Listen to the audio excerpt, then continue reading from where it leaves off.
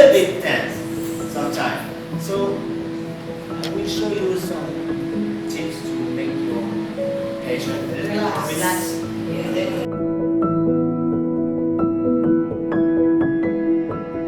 Position here.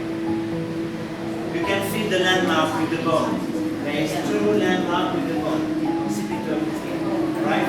So gently you start to give a nice massage in that location with your two hands simultaneously.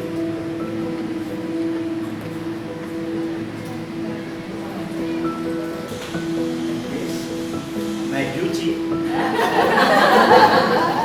You do that with your mother. She will be very happy.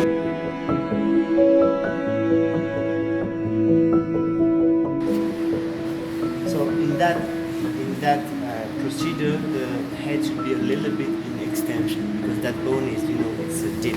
So if you put it in extension, the bone will be coming up.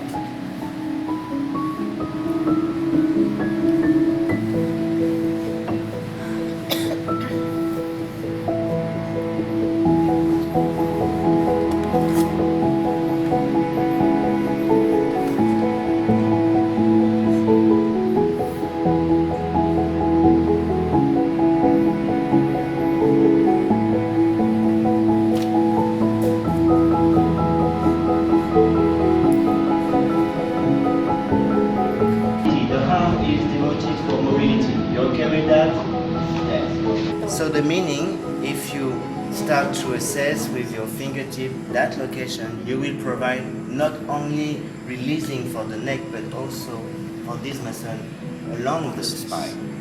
Is more stable because there is no disc between each sacral vertebra. This is the difference between the sacrum and the other ones. The other ones we have disc in between the two vertebrae. Between each vertebrae we have a disc. The disc is like a pillow. This is the document here. So about the posture, you can see here.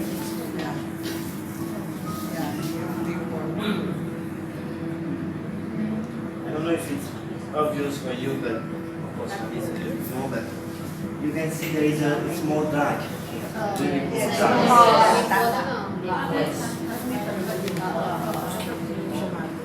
So it's over there. Okay? So the same location. So you can feel like a hole here. So this is the A-side jump. First, the starting point of that concept is the cranium. And the cranium as a puzzle. Not a cranium like a unity, but a cranium with different pieces of a puzzle. That's the meaning. When you look about sacral therapy, it's about that concept.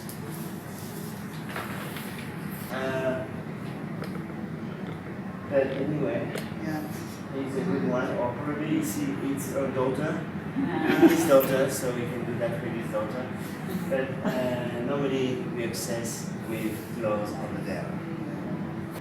So you will try to find that movement between your two hands. And then I will teach you how to make a decompression between the two bones. So during the phase of flexion, that means when the hands do like this, you will pull up the sphenoid. So you will feel mentally, you will feel the change into the volume.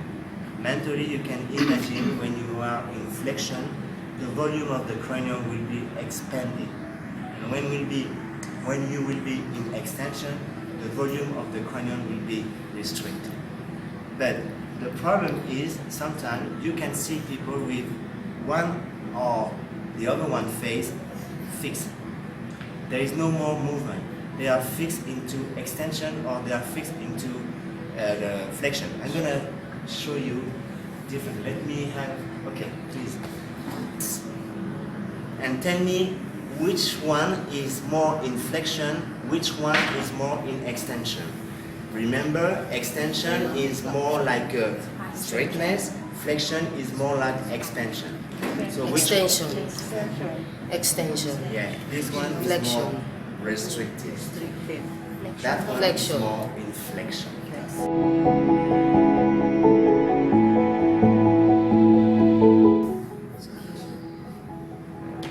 So here for the greater wings of the sphenoid, and then open the mouth.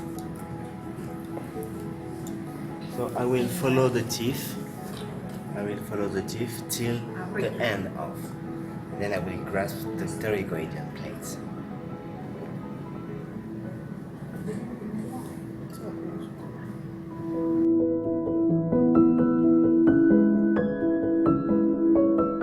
On the side, so the here is here. Okay? So you will put the medius, the index and the medius above the here, and you will put this one, the fourth one, and the fifth one below. So it will be like this. Okay? Like this. If C1 here is shifting to the right or to the left, that means the muscles connecting with the cranium and C2, these muscles are responsible for the posture of the head. So if the posture of the head is not balanced, you can do everything you want into the jaw. It will be not so effective.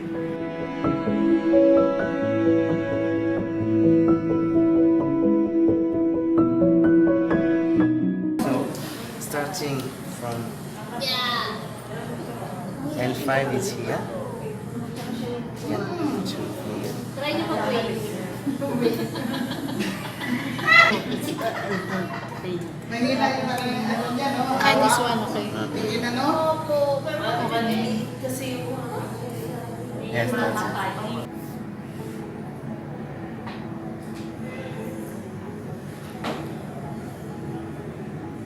So for each move, we call move one modality. For each move, it's about 1 minute. So you assess the segment for 1 minute. So we have that concept using the three R. R for routine, R for rhythm, R for rotation. And we combine these all three R into the movement. Routine, rhythm, rotation. Here, first, I will introduce here and not here. Contact point. Contact point here on the pelvis, third one on the shoulder. And then I will start to move the spine globally, including, of course, the pelvis. So, to do that, I will apply 2 force over there and 1 force over there, and combining the 3 off in one application there. So first, I will recommend you to start with 1 move. 1 hand, 1 move, which is easy. And then you had a second one here, which is almost easy. And then you had the third one, which is a little bit more complicated. But you're gonna try, and maybe after a weekend we can come back and.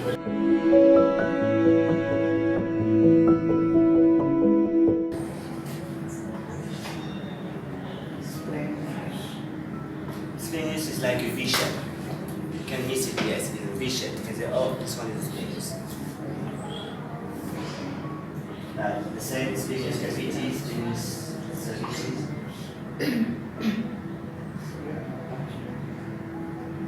So these all muscles are under the trapezius. The trapezius is the most superficial layer, and then you move down to the splenius, and then you move down to the suboccipital muscle, the scalenus muscle. This one is Yeah, applications.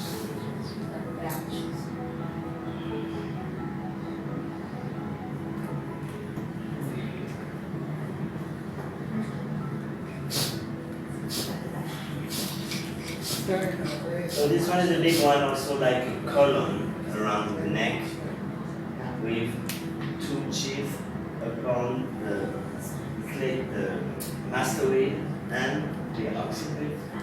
The mastoid is part of the temporal part, and the occipital, and two teeth, one on the sternum, one on the clavicle. So that one is a big one, also controlling the positioning of the head side to side. The treatment, sometimes your patient talk about headache or talk about migraine or talk about sensation into the scalp. Then if you think about ascending issue or descending issue, you can think also about the positioning of the head into the space.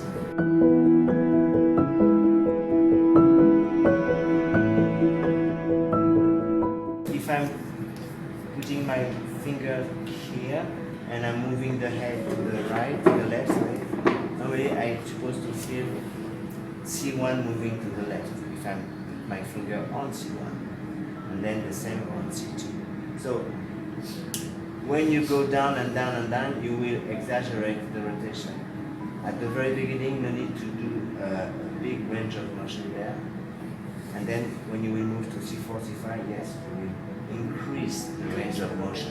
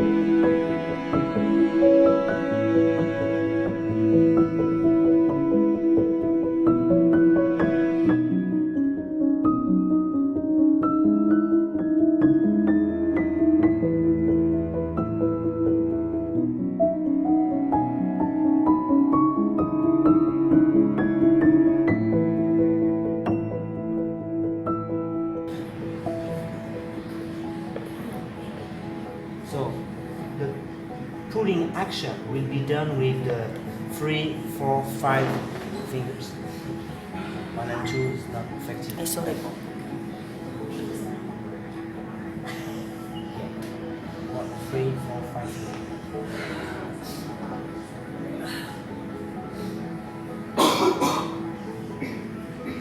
So here again, I'm using the horizontal branch of the mandible over there to break down, but it's more like a unilateral.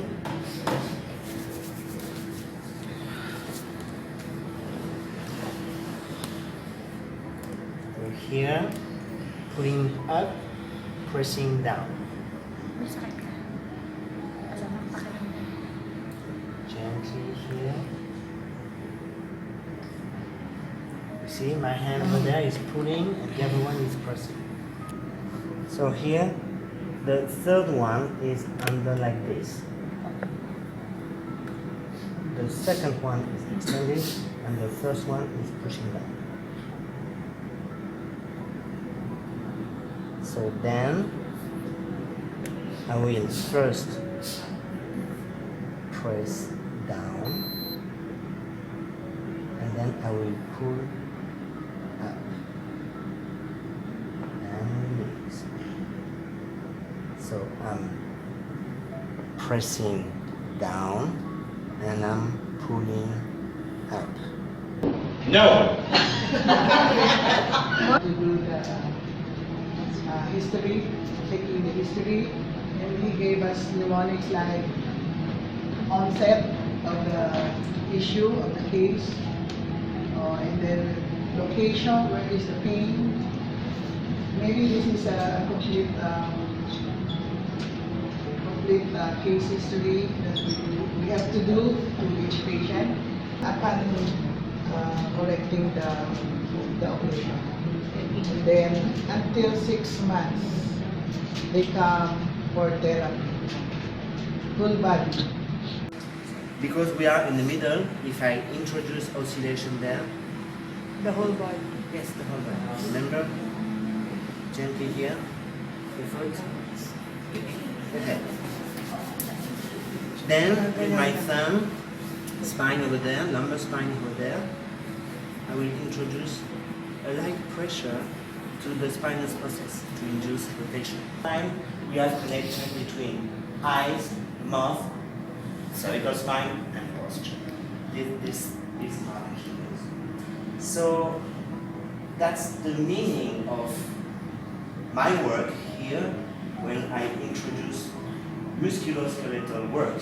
It's to bring some stuff to solve posture problem related to mouth problem, stomatomatic issue.